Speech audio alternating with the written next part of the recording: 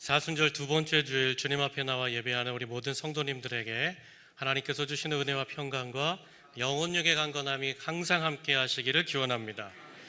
1998년 6월 17일 미국의 한 작은 도시에서 일어난 일입니다.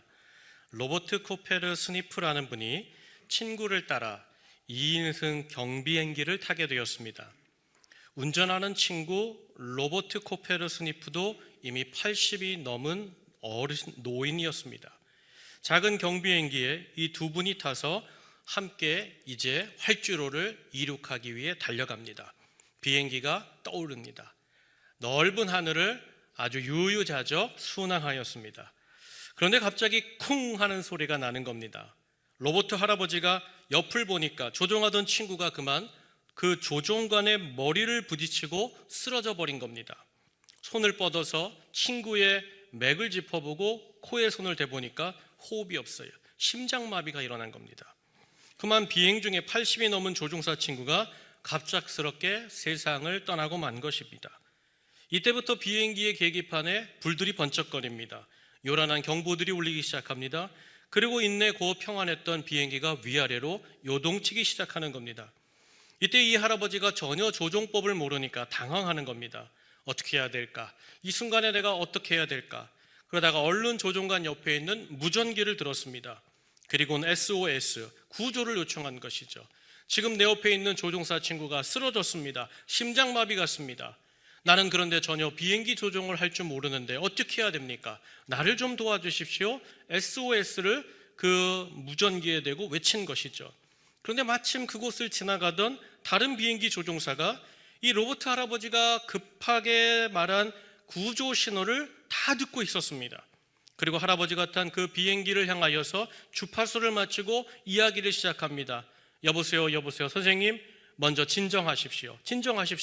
당신이 이야기한 모든 상황을 내가 다 이미 들었습니다. 내가 당신을 도와줄 겁니다. 걱정하지 마십시오. 그리고는 그 다음 이야기가 들려옵니다. 선생님, 지금부터 선생님 발 앞에 있는 보조 조종관을 잡으십시오. 발 밑에 있습니다. 꺼내시면 됩니다.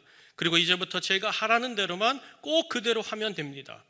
그렇게 이제 난생 처음 이 어르신이 그야말로 보조 조종관을 붙잡고 알려주는 대로, 다른 비행기에서 조종하는 비행사가 알려주는 대로 한 거예요.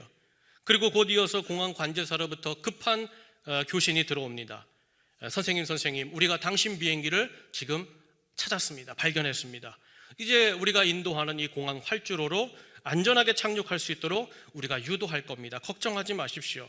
이미 공항 소방대가 다 준비되었고 착륙하면서 일어날 수 있는 모든 상황에 대한 매뉴얼을 우리가 숙지하고 모든 스태프가 만반의 준비를 갖췄으니 아무 염려하지 마십시오. 그리고 놀랍게도요, 기적같이 공항 활주로에 이 로버트 할아버지가 처음 운전한 비행기, 경비행기가 안전하게 착륙하게 되었다는 거예요. 난생 처음 조종관을 잡았는데 지나가던 비행 조종사가 자신을 도와주고 공항의 관제사들과 많은 스태프들, 경찰들, 소방대원들이 자기를 섬겨주고 도와주면서 그 공항 활주로에 안착하게 되었다는 거예요. 이 일을 이제 취재하고자 지방 신문 기자가 급히 이 로버트 할아버지를 찾았습니다.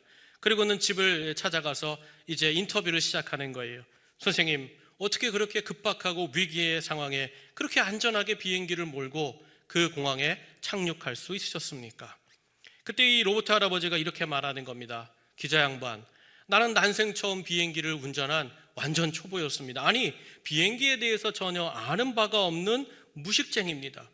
그래서 나는 오로지 조종사들과 항공 관제사들이 가르쳐주는 이야기에 귀를 기울일 수밖에 없었습니다. 왜냐하면 그들의 이야기가 나의 목숨을 좌우하기 때문입니다.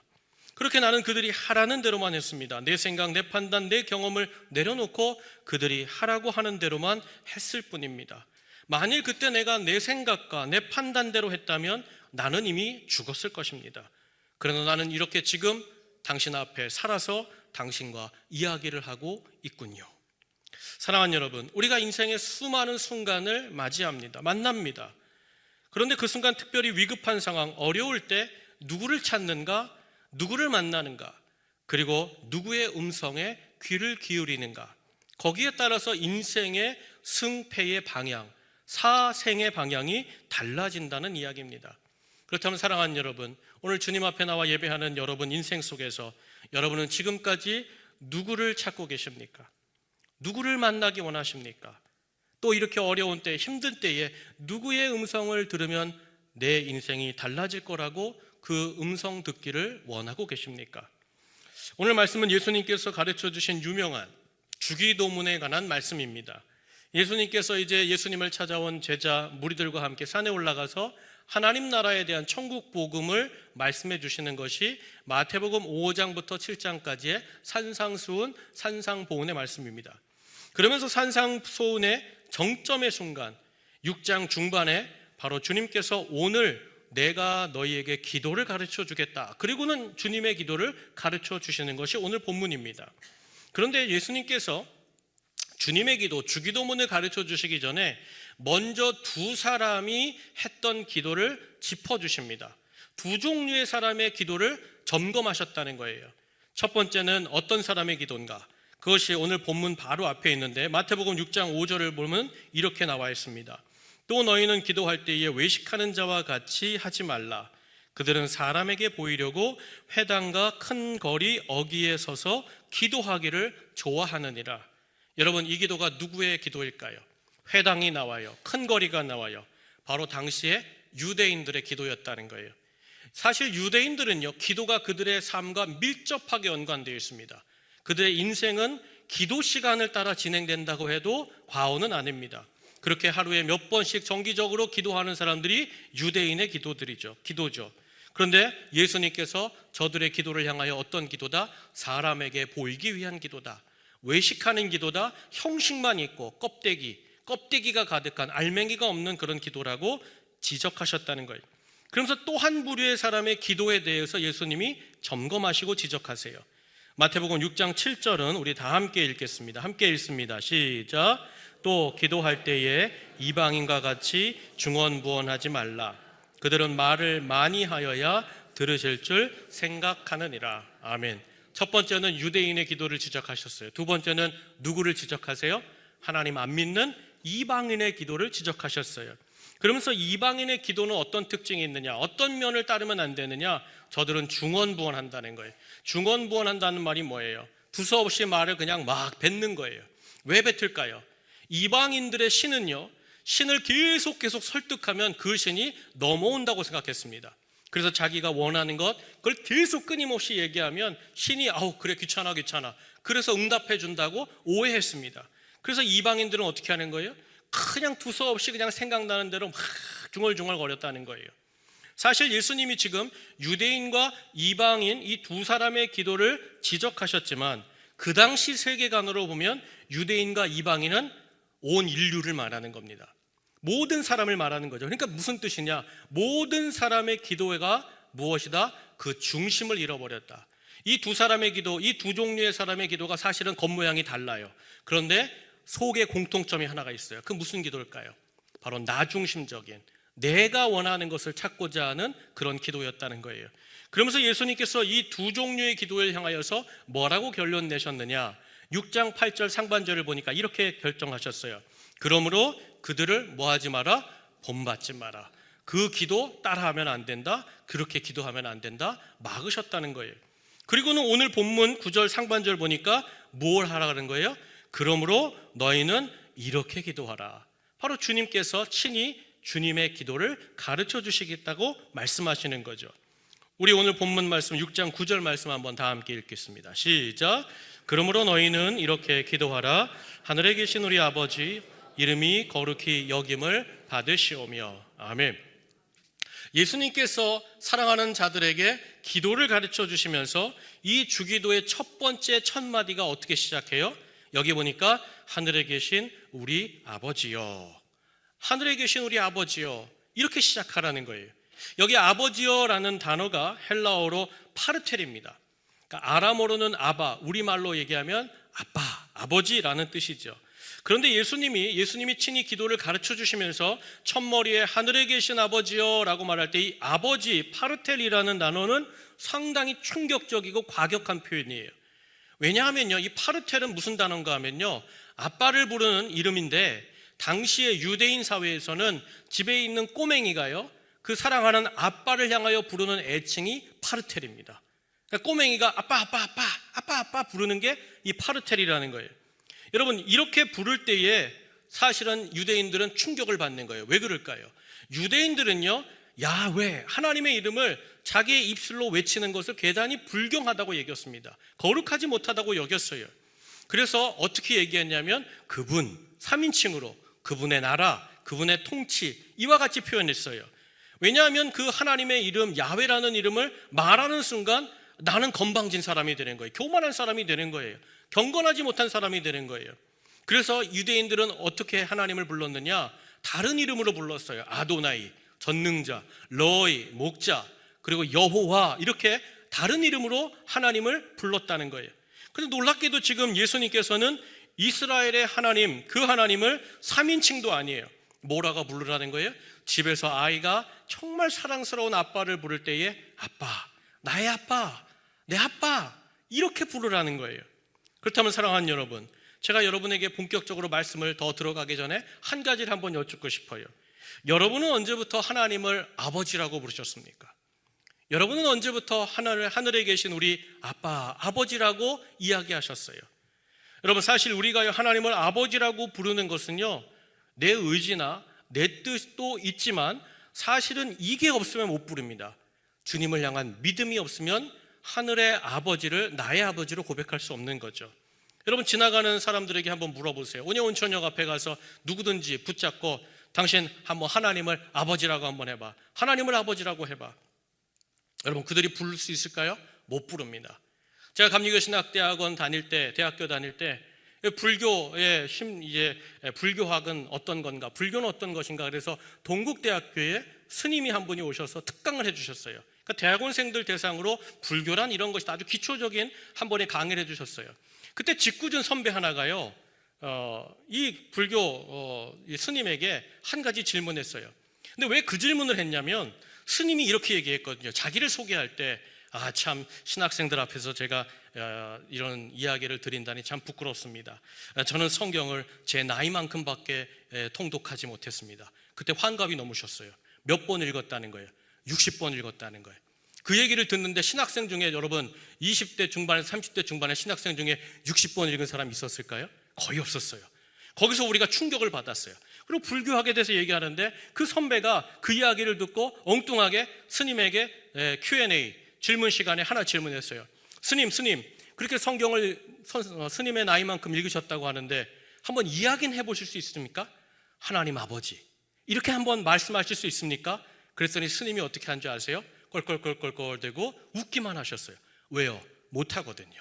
아무리 성경을 읽어도 하나님을 믿지 못하는 사람은 하나님 아버지라고 말을 못하는 거예요. 왜 그럴까요? 갈라디아서 4장 6절에 보면 이 말씀 때문에 있어요. 너희가 아들이므로 하나님이 그 아들의 영을 우리 마음 가운데 보내사 아빠 아버지라 부르게 하셨느니라. 여러분, 성령이 내 안에 역사해야 하나님 아버지라고 고백할 수 있다는 거예요. 여러분, 무슨 뜻이냐? 어떤 사람이 하나님 아버지라고 말한다, 어떤 사람이 하나님, 그분은 나의 아버지가 되십니다, 아빠입니다, 그렇게 말할 수 있다면 그분 안에는 누가 계시다? 성령이 계시다는 거예요. 성령이 계시다는 말은 뭐예요? 그는 하나님의 자녀됨의 증거라는 것이죠. 그렇다면 사랑하는 여러분, 지난 일주일 동안 여러분 누구의 자녀로 살아오셨습니까? 여러분 누구를 따라 살고자 애쓰셨습니까? 수고하셨습니까? 입술로는 솔직히 하나님의 자녀야, 나는 하나님의 사랑받는 자녀야 말은 하지만 솔직히 이 세상의 자녀처럼 살아오진 않으셔요?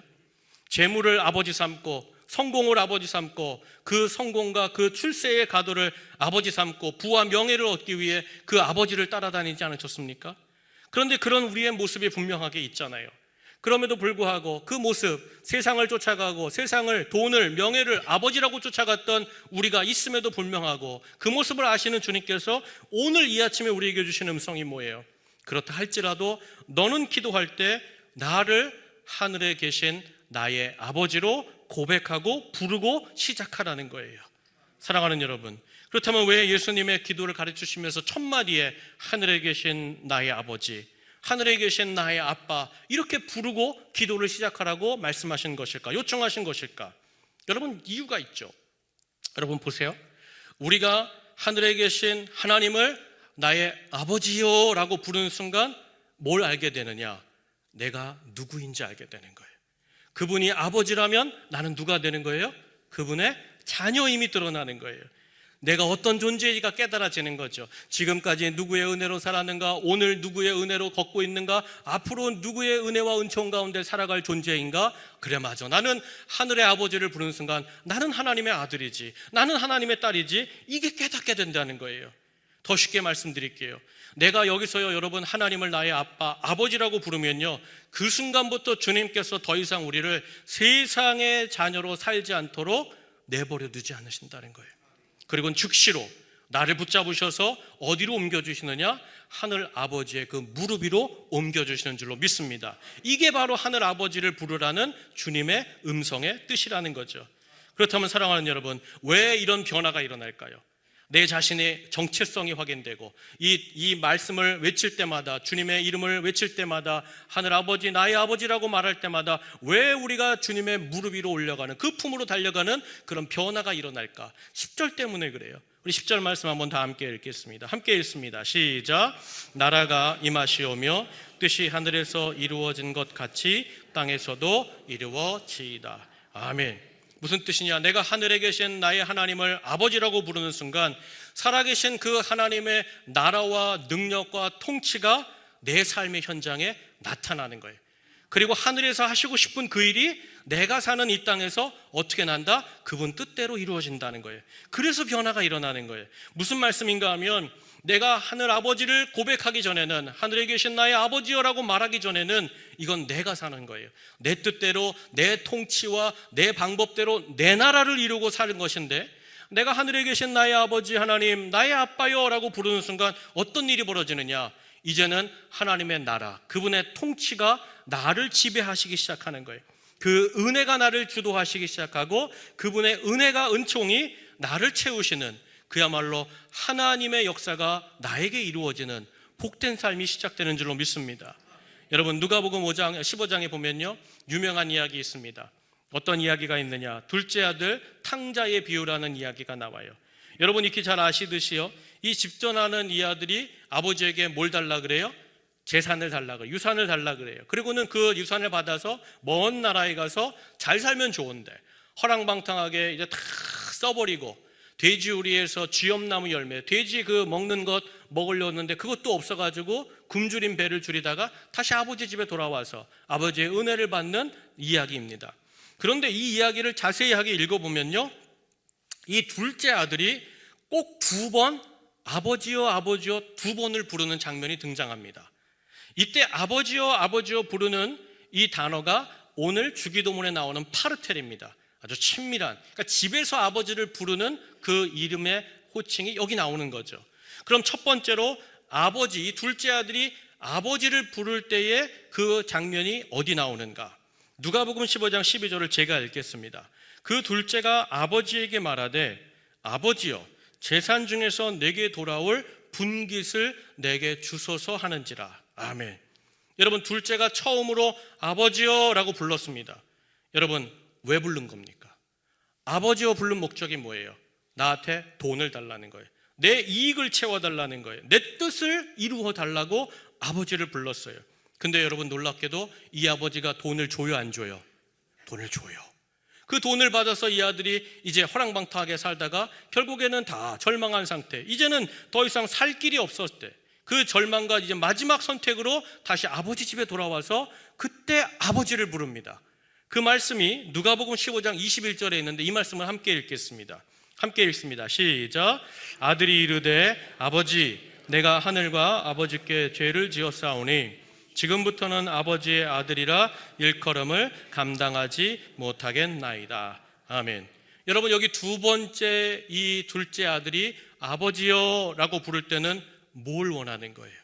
뭘 구하는 거예요? 여러분, 첫 번째는 내 뜻을 구했어요.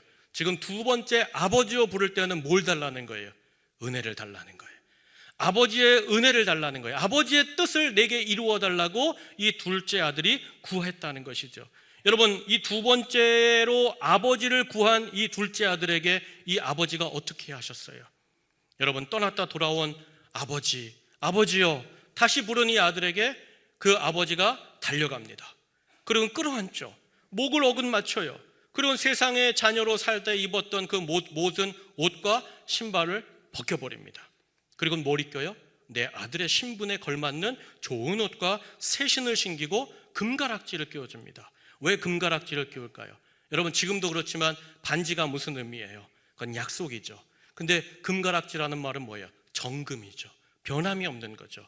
너는 다시 내 아들이다. 변함없는 내 아들이다. 그 회복과 은혜를 주신 줄로 믿습니다. 여러분, 주님께서 이 이야기를 주시는 분명한 이유가 있어요. 바로 이 둘째 아들이 두 번째 나의 아버지요 라고 부를 때에 이 아버지는 집 나간 아들을 잊고 있었던가요? 야, 집 떠나면서 나를 버렸으니 나도 너를 버리겠다, 그런 아버지인가요? 그렇지 않아요. 여러분, 그런 아버지가 우리에게 어떤 아버지냐? 하늘에 계신 우리 아버지다. 이걸 주님께서 우리에게 오늘 가르쳐 주신다는 거예요. 그럼 사랑하는 여러분, 제가 여러분에게 한 번 더 여쭙게요. 그동안 여러분 예수 믿고 기도 많이 하셨죠? 기도 안 하시는 분 있으세요? 다 기도하셨죠? 그럼 그때 여러분 기도하시는 동안 하나님 아버지라고 부를 때 여러분은 첫 번째 부르셨어요? 두 번째 부르셨어요? 첫 번째 것 원했어요? 두 번째 것 원했어요?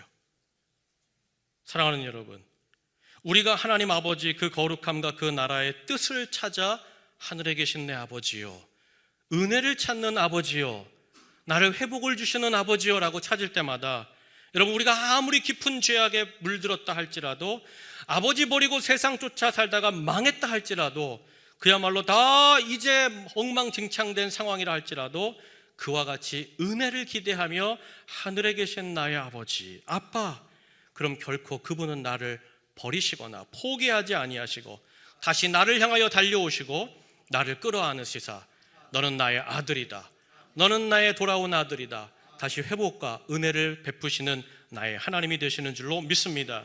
여러분, 이 약속이 어디 있어요? 하나님을 부르는 자 은혜 받는다, 역사를 경험한다, 새로워진다, 구원받는다. 이 약속이 어디 있어요? 로마서 10장 13절에 있잖아요. 우리 한번 다 함께 읽겠습니다. 함께 읽습니다. 시작.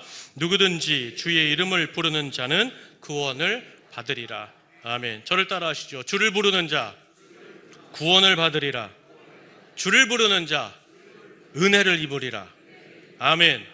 바라기는 사랑하는 여러분, 우리 온천제일의 모든 성도님들이 다시 거룩하신 하나님, 구하고 찾는 자에게 항상 좋은 것으로, 만족할 만한 것으로 채워주시는 나의 하늘의 아버지를 부르는 이 아침 되시기를 주의 이름으로 축원합니다.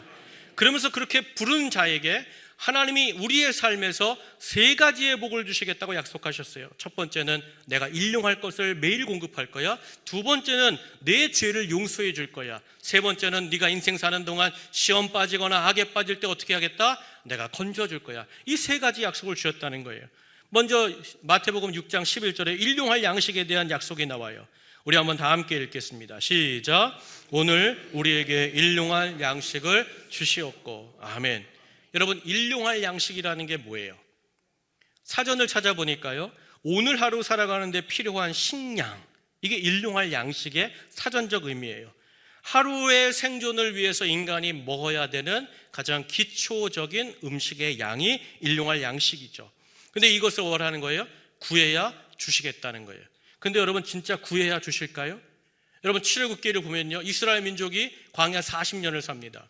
40년 동안 200만 명이 하루 3끼를 먹어야 되는데, 여러분, 그 출애굽기 민수기 보면 굶었다는 구절이 나와요, 안 나와요? 안 나와요. 그러면 저들이 매일매일 구했다는 구절이 나와요, 안 나와요? 안 나와요. 구하지도 않았음에도 불구하고 하나님은 200만 명을 40년 동안 단 한 끼도 굶지 않도록 저들에게 일용할 양식을 공급하신 하나님이신 줄로 믿습니다. 그러니까 이 말은 무슨 뜻인가 하면, 진짜 일용할 양식을 매일매일 구하라는 그런 의미도 있지만 그거보다 더 큰 의미가 있다는 거예요. 내가 너에게 네가 원하지 않아도 하나님 아버지라고 부르는 자에겐 뭐가 예비되어 있다? 양식이 예비되어 있다는 거예요. 그렇다면 사랑하는 여러분, 하루에 하나님이 매일 공급하시는 일용할 양식에 대해서 여러분 어떻게 생각하세요? 솔직히 하루치보다는 이틀치가 좋지 않아요? 이틀보다는 일주일치 주시면 어떨까요? 예? 여러 해 동안 먹을 것 주시는 것이 여러분 더 좋은 게 아닐까요?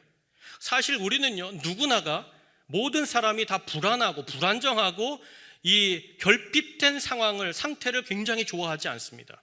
기왕이면 될 수 있으면 넉넉하고 풍족하고 오늘 하루를 넘어서 일주일을 넘어서 1년, 아니 10년, 아니 자자손손 먹을 만큼 주시면 그게 더 안정적이라고 생각하는 것이 우리 사람의 마음이요 본성이라는 거예요. 그렇다면 사랑하는 여러분, 이런 모습을 하나님께서 우리를 분명하게 알고 계심에도 왜 예수님께서 콕 집어서 날마다 너에게 일용할 양식을 주시겠다고만 하신 것일까요? 왜 이렇게 일용할 양식을 너에게 주겠다, 너는 그와 같이 일용할 양식을 먹고 살아라 말씀하셨던 걸까요? 여러분, 하나님이 그 하루치밖에 준비 못하시는 그런 부족하기 때문에 여러분, 하나님은 얼마든지 준비해 줄 수 있는 분이잖아요. 한 달, 1년, 10년 그냥 자자손손 대대손손 야 너는 부자로 살아라, 얼마든지 준비해서 얼마든지 넉넉하게 줄 수 있는 분이 저는 전능하신 하나님인 줄로 믿습니다. 그렇게 주시면요, 여러분 대대손손 주시면 얼마나 먹고 사는 일에 신경도 덜 쓰고, 예수님 주님도 야 너 오늘 거 가져다 주고 내일도 갖다 줘야 되고 내일 모레도 갖다 야 나도 신경이 좀 덜 쓰인다.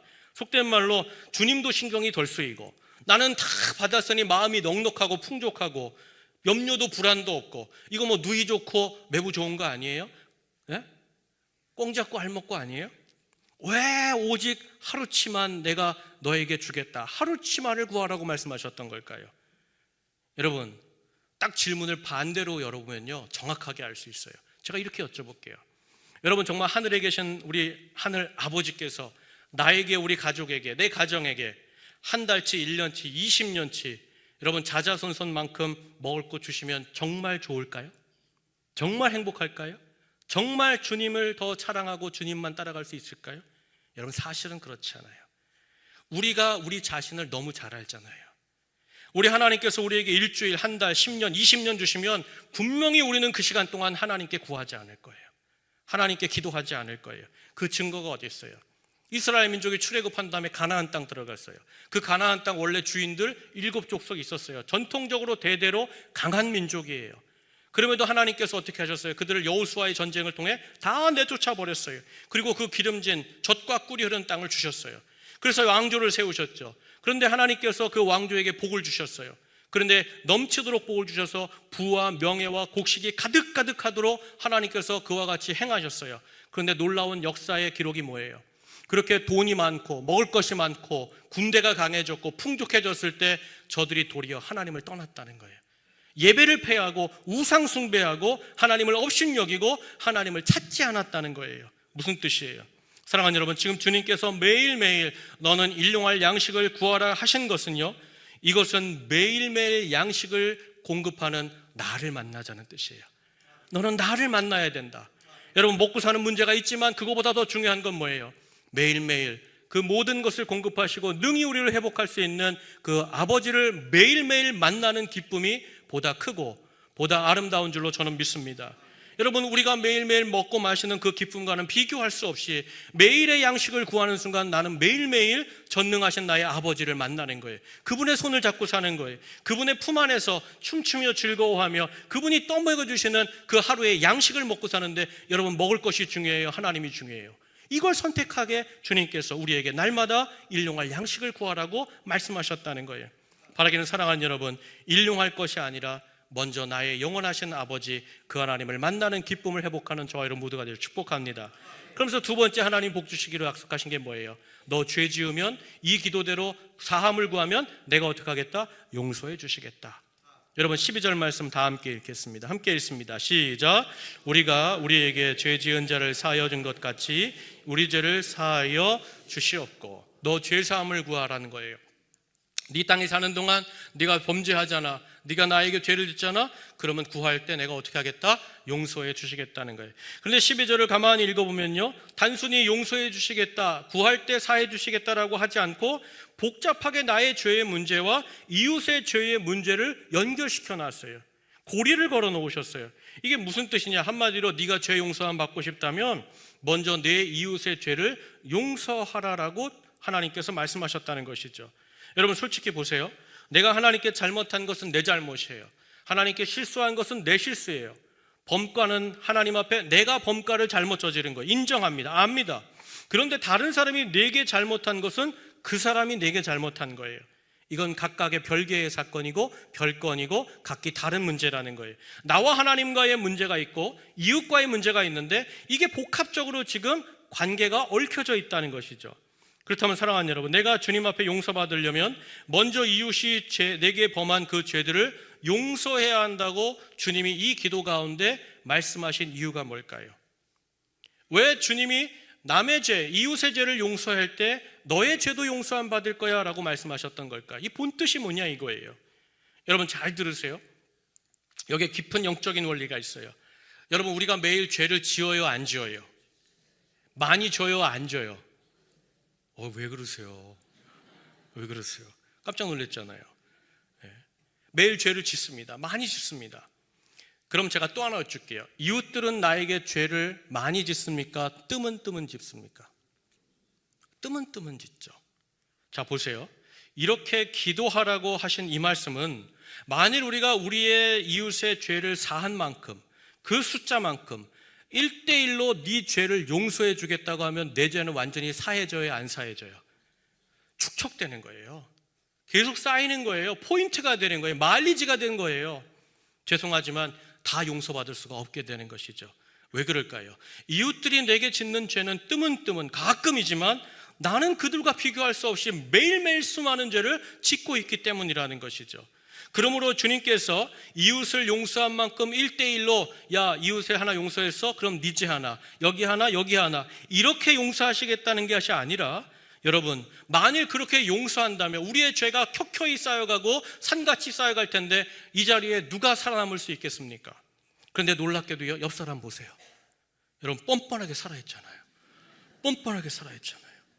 여러분, 우리가 이 아침에 버젓이 이렇게 살아서 하나님께 예배한다고 이 자리에 앉아있는 거 아닙니까? 무슨 뜻이에요? 여러분, 우리의 죄는요, 우리가 하나를 아버지라고 부르는 순간 이미 넘치는 은혜로 다 사해진 줄로 믿습니다. 로마서 8장 2절에서 이것을 증거하는 것이죠. 이는 그리스도 예수 안에 있는 생명의 성령의 법이 죄와 사망의 법에서 너를 어떻게 했다? 해방하였습니다. 예수 안에 있는 분은, 예수 안에 있는 사람, 하늘 아버지를 나의 아버지라고 믿는 사람은 어떻게 된다? 그 죄의 모든 것을 갚고도 남는 생명과 성령의 법이 그의 모든 죄악을 씻었다는 거예요. 그러니까 내 이웃을 용서하라는 이 말씀은 뭐냐면, 네가 그 이웃의 죄를 용서해야 내가 너를 용서할까, 이런 조건문이 아니라는 거예요. 도리어 내 이웃의 죄를 용서한 너는 나의 넘치는 은혜와 사랑을 반증하는 나 닮은 자녀라는 거예요.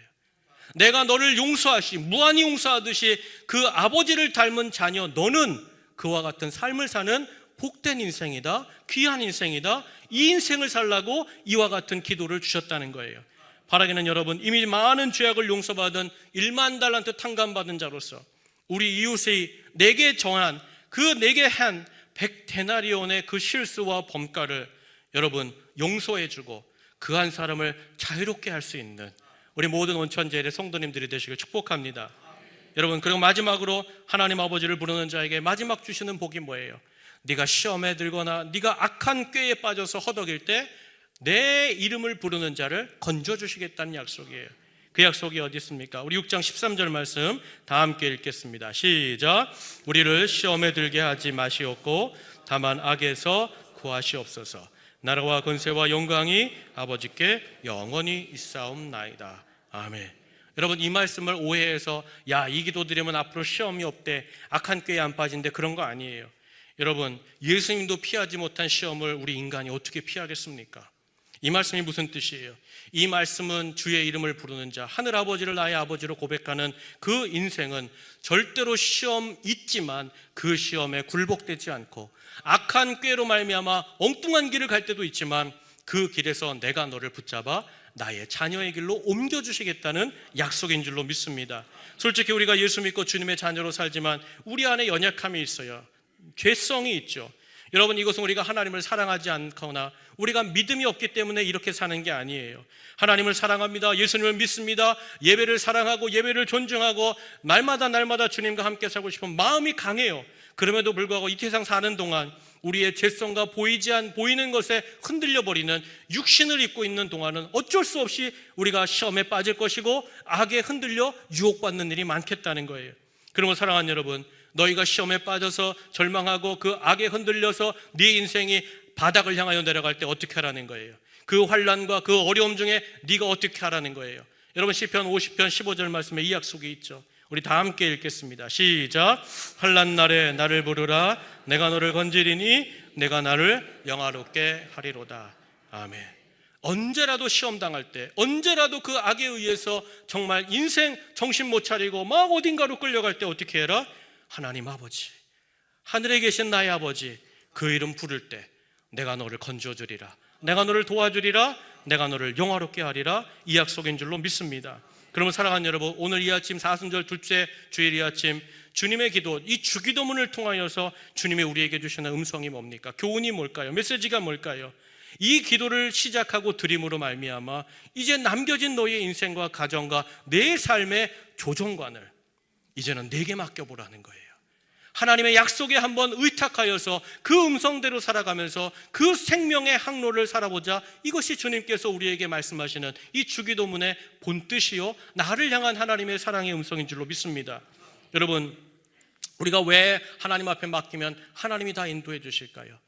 왜 하나님께서 하나님 앞에 내 인생의 조종관을 맡기면 그 조종관을 잡으신 하나님께서 우리를 생명의 항로로, 안전한 그 공항으로, 안전한 폭으로 왜 우리를 인도해 주실까요? 여러분, 약속이 있죠. 베드로전서 5장 7절 말씀에 이 약속이 있어요. 한번 다 함께 읽겠습니다. 시작. 너의 염려를 다 주께 맡기라. 이는 그가 너희를 돌보심이라. 아멘. 하늘의 하나님이 나를 자녀 삼으시고 오늘도 그 품에 안으시고 돌봐주시는 나의 하나님이 되시기 때문인 줄로 믿습니다. 한번 저를 따라 하시죠. 이는 그가 나를 돌보심이라. 이는 하나님이 우리를 돌보심이라. 아멘. 사랑하는 여러분, 예수님 믿고 살아오는 동안 여러분 어떤 기도 지금까지 드렸습니까? 어떻게 기도하고 계셨어요? 여러분, 누구의 귀에 음성을 기울이며 누구의 나라와 누구의 뜻과 누구의 통치와 영광이 내 삶의 곳곳에 드러나기를 원하시며 기도하셨습니까? 여러분, 주의 나라와 그 뜻이 이루어지며 바라며 나의 인생의 결단과 선택, 그 조종관을 내 아버지 되신 하나님께 내려놓을 때 여러분, 우리가 발을 땅에 딛고 살고 있지만 반드시 여기서부터 이미 도래할 천국의 삶을, 천국의 자녀의 삶을 시작할 줄로 믿습니다. 이제 딱 하나만 전하고 말씀 마치겠습니다. 여러분, 사실은 우리가 하나님께 얼마든지 자유롭게 기도할 수 있습니다. 그렇죠? 집에서 아주 꼬맹이 2살, 3살 먹은 아이와 함께 식탁에 앉아서 야, 오늘은 다빈이가 기도하자, 오늘은 수빈이가 기도하자, 오늘은 누가 기도하자. 그러면 그 아이들이요, 주일학교에서 배웠는데 그냥 떼떼떼떼거리고 말도 잘 못하는데 엉뚱한 얘기를 해요. 그럼에도 주님께서 그 기도를 들으실까요? 안 들으실까요? 받으실까요? 안 받으실까요? 받습니다. 여러분, 얼마든지 자유롭게 기도해도 돼요. 길을 가다가 버스를 타고 지하철을 타고 누군가 만나면서 순간순간 기도해도 돼요. 그런데도 불구하고 주님께서 오늘 이 주기도문을 우리 사랑하는 자녀들에게 주신 이유가 뭘까요? 여러분, 그동안 여러분에게 이 주신 주기도문을 여러분 어떻게 기도로 승화시키셨어요? 여러분, 어떻게 이 주기도문을 활용하고 계셨어요? 이거 너 이 정도는 외워야 내 자녀다, 그 증거로 주신 겁니까?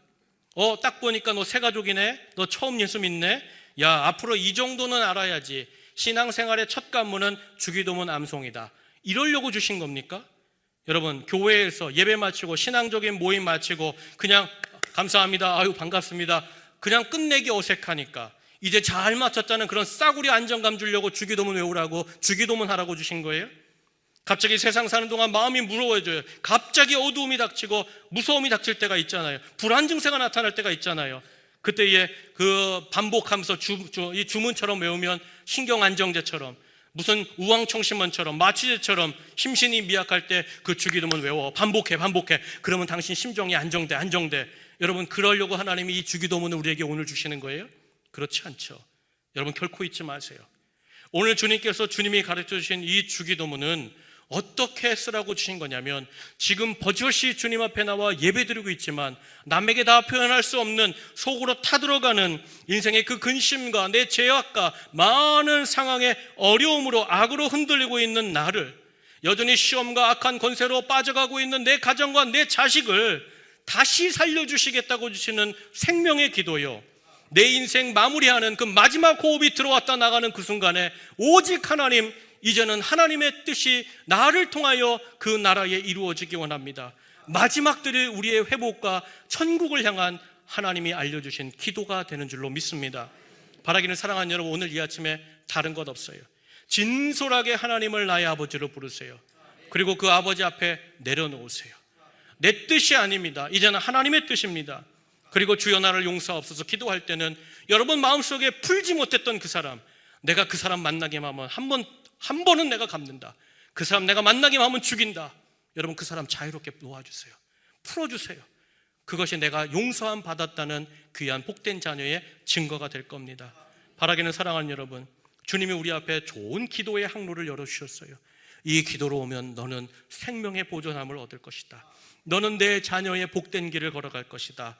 여러분 언제나 주님이 주신 이 기도 내 마음속에 새기면서 내가 흔들릴 때, 어려울 때, 낙심될 때, 좌절될 때마다 하늘에 계신 나의 아버지, 이 기도 하나님이 나에게 주신 기도 제가 그대로 올려드리오니 이 말씀하신 그 약속 다시 회복되게 해주세요. 다시 도와주세요. 내 자녀, 내 가정을 붙잡아 주세요. 여러분 이 기도를 통하여서 날마다 거룩하고 날마다 행복한 예수님의 친아들, 친딸로 예수 가족으로 살아가는 우리 사랑하는 모든 온천제일 성도님들과 가정과 우리 교회가 되기를 주의 이름으로 간절히 축복합니다. 우리 다 함께 말씀 붙잡고 기도하겠습니다. 사랑하는 여러분, 예수 믿으면서 산다고 말하지만 여러분의 인생과 가정, 내 삶의 조종관은 누가 붙잡고 있었습니까? 내 힘으로 해보려다 지쳐서 마치 추락하려는 비행기처럼 우리의 삶은 요동치고 있지는 않습니까? 바라기는 하늘에 계신 우리 아버지요, 기도를 아버지 앞에 내려놓을 때 진정 살리시는 하늘 아버지께로 돌아오십시오. 주의 뜻이 내 삶에 이루어지기 원합니다. 기도할 때 진짜 내 모든 생각과 뜻을 주님 앞에 내려놓으십시오. 그렇게 내 이 기도가 주님 앞에 온전히 드려질 때 이 기도는 내 삶의 능력이 되고 힘이 되어 이 땅에서부터 천국 백성의 귀한 길을 걷게 하실 줄 믿습니다. 오늘 주님 우리에게 말씀하십니다. 너는 나를 아버지라고 부르라, 아빠라고 부르라, 내 음성에 귀를 기울이라. 다시 그 용서의 하나님, 능력의 하나님, 거룩하신 하나님, 내가 너의 하늘 아버지라. 여러분 다시 이 말씀을 붙잡고 이 기도의 복을 받아 살아가기 원합니다. 다시 사는 기도로 이 기도를 붙잡았으니 주여 생명을 누리게 하여 주시옵소서. 우리 다 함께 말씀 붙잡고 기도하겠습니다. 하나님 감사합니다. 오늘 이 아침 하나님 앞에 섰습니다. 하나님 다시 주의 은혜를 구합니다. 하늘 아버지를 내 아버지로 불렀사오니 하나님 아버지 오늘 이 아침에 주님 가르쳐 주신 그 기도의 약속대로 이루어 주시고 나타나게 하여 주시고 누리게 하여 주시옵소서. 오늘 이 아침 이 기도의 복을 받아 살기 원합니다. 이 기도가 나를 새롭게 살리는 생명의 기도가 되고 소망의 기도가 되고 회복의 기도가 되기 원합니다. 이 기도로 주님을 더 알기 원합니다. 주님 앞에 내가 누구인지 알기 원합니다. 그 사랑이 어디에 있는지 알기 원합니다. 그 살리시는 음성이 어디로부터 오는지를 우리가 깨닫고 그 말씀과 주님을 향하여 힘있게 걸어가는 저희들 모두가 되게 하여 주시옵소서. 주님 감사합니다. 인도하여 주시옵소서. 살아계신 하나님, 우리를 사랑하시는 주님, 이제부터 거룩한 나라로 주님의 소유된 백성으로 자녀로 더없이 주님이 베풀고자 하시는 빛나는 영광과 권세로 살아가는 우리 모두가 되게 하여 주시옵소서. 주님 친히 가르쳐 주신 이 주님의 기도를 통하여 주님의 영광이, 그 나라가, 그 뜻이 내 삶 속에 마음껏 펼쳐지게 하여 주시고 우리 인생과 가정과 우리 교회가 이 생명의 항로에서 주님과 아름다운 여정을 걷게 하여 주시옵소서. 우리의 참 생명의 기도, 소망의 기도를 친히 가르쳐 주신 우리 구주 예수님의 귀하신 이름으로 감사하며 기도하옵나이다. 아멘. 우리 다 자리에서 일어나셔서 나를 지으신 주님 우리 찬양하고 축도함으로 예배를 마치겠습니다.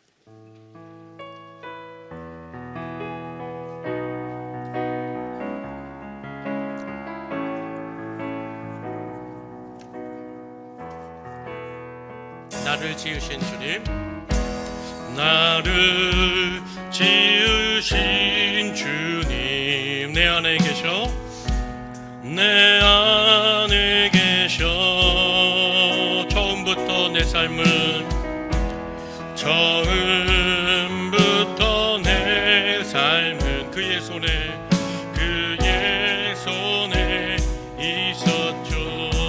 나를 지으신 주님 내 안에 계셔.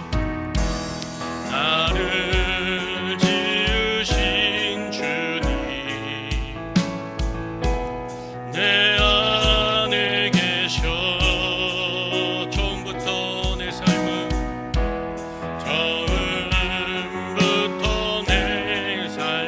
그의 손에 있었죠. 내 이름 아시죠? 내 모든 생각도 내 이름 아시죠. 내 모든 생각도 내 모든 생각도 내 흐르는 눈물 내 흐르는 눈물 그가 닦아주셨죠. 그는 내 아버지 난 그의 소유. 그는 내 아버지 난 주의 소유. 난 그의 소유. 내가 어딜 가든지 내가 어딜 가든지 날 떠나지 않죠. 내 이름 아시죠? 주님 내 이름. 내 이름 아시죠? 내 모든 생각도 내 모든 생각도 내 흐르는 눈물 내 흐르는 눈물 그가 닦아주셨죠. 그가